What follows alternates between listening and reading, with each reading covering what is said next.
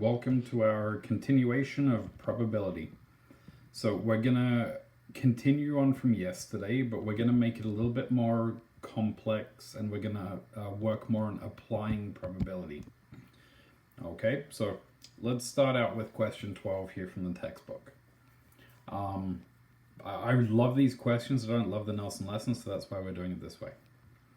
So a block was pulled from each box 5 times and replaced. A black block was pulled 2 times from box A, 4 times from box B, and 3 times from box C. Question A. Calculate the experimental probability of pulling a black block from each box. So it helps to reread this. So there were five pulls. Okay, let me just underline it. So anytime we do math, 5 times and replaced. Replaced is important because if it wasn't replaced, that would change our probabilities. Okay, so in each trial, there were 5. A black was pulled 2 times from box A.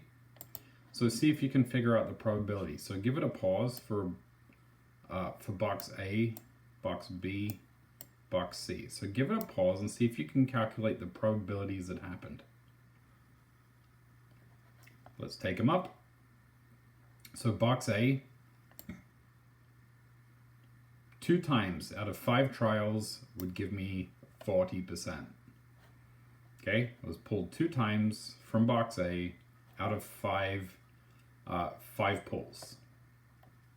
Box B, 4 times out of 5 pulls.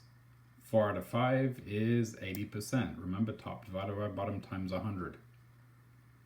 And finally for box C, 3 times from box C. So 3 out of 5 is 60%. Look at B.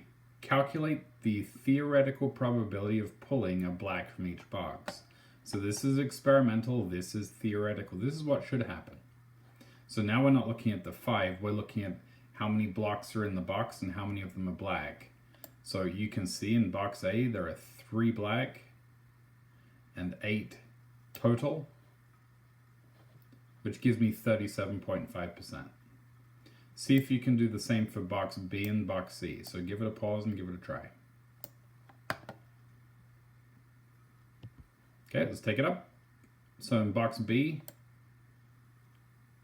there are 4 black out of 10 blocks, which gives us 40% probability.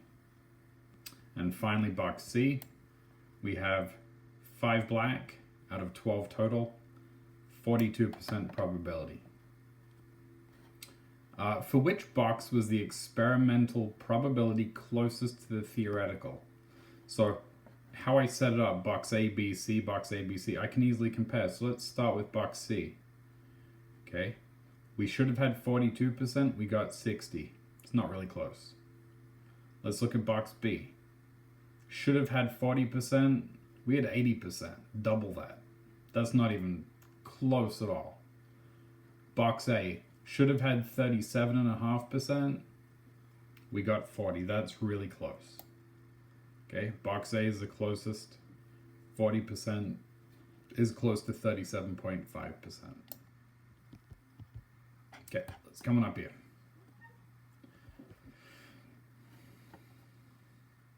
So a bag contains 25 blue marbles, 10 red marbles, 10 yellow marbles, and 5 purple marbles. Calculate each probability below if you take out 1 marble without looking. Okay, so the probability of purple. The first step, we need to figure out how many outcomes there are in total. So see if you can figure it out. You should have added 25 to 10 to 10 to 5. You end up with 50 outcomes. So part 1, what's the probability of purple? Well, pause these and give them a try. You got purple, blue, and red. See if you can figure out the probabilities. So pause it. Welcome back. I'm guessing you did 5 out of 50, which is 10%. Part 2, blue, 25 blue marbles out of 50 marbles total is 50%.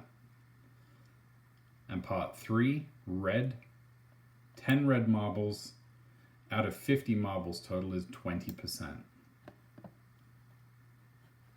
Question B. How many times would you expect to take a blue marble out if you completed 500 trials? What if you completed 75 trials? Explain. So this is the part that we're getting to today. We're applying these probabilities. So we know the probability of blue is 50%. So the probability of blue is 50%. But if I'm doing 500 trials, I multiply my 50% by my 500. And that tells me how many I should get. I should get 250. Which makes sense, it's half, right? 50% is half. Half of 500 is 250. See if you can do it with 75 trials. So give it a pause and give it a try. So 50% of 75 will give me 37.5. I would be more inclined to call that a straight up, like how many would I expect? 37. Okay, I'm gonna round it down just because in probability, you know, you can't have a half a marble. So that's where I'd go with that.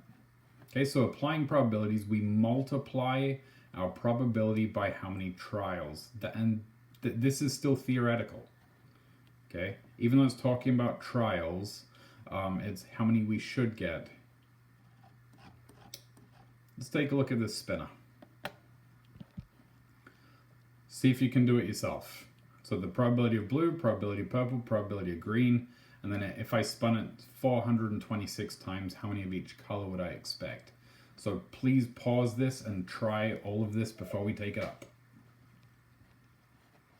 Welcome back. Well, probability of blue, I have 3 blues out of 6 total, 50%. Purples, I have 2 blues out of 6, I have 33%.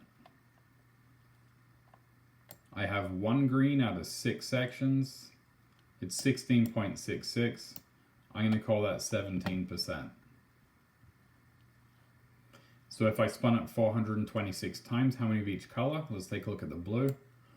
Well, my blue is 50%. I multiply that by my 426 trials. I should get 213 blues.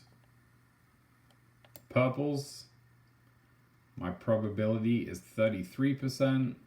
I multiply it by 426. I should get 140.58. I'm actually going to round that one up. I'll tell you why in just a minute. It doesn't matter if you round it down, round it up. I'm good with either. And finally, green. 17% times 426 gives me my 72. Okay, that one's rounded down. Now, the reason why I round this one up, I just want to, I did it for the purpose of if I add my 213 to my 141 to my 72, guess what number I get? I get my 426. Okay, so even though if I was doing this, I would probably write this as 140. I just wanted to show you that in an activity like this, if I add my probabilities at the end, I should get my total, and that's a way that I can check my work. Okay, I'm going to assign just a couple of questions today, and good luck with it.